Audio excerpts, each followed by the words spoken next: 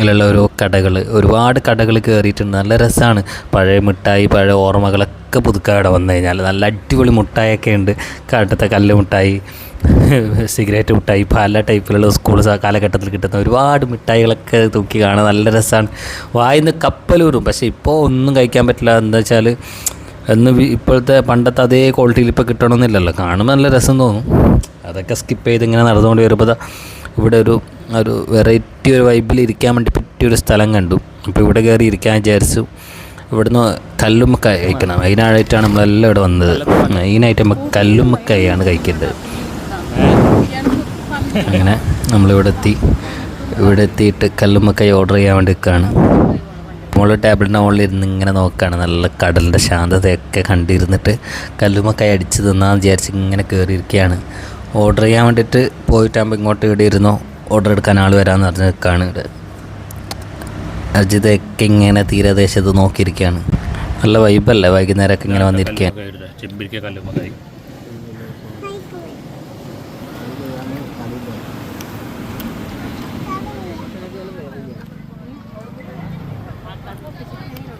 എങ്ങനെയുണ്ട് അജിത, വാങ്ങണ്ട അജി?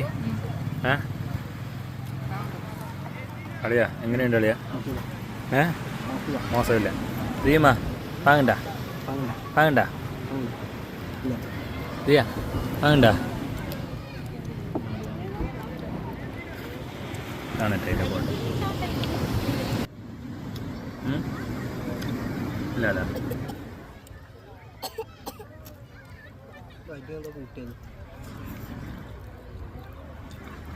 കല്ലുമ്മക്കായ കിട്ടിയാൽ എത്ര കിട്ടിയാലും കഴിക്കും. നല്ല രസം, നല്ല ടേസ്റ്റാണ്. അതിൻ്റെ ഇടയിൽ നല്ല കാടമുട്ട ഫ്രൈ തോന്നുന്നു.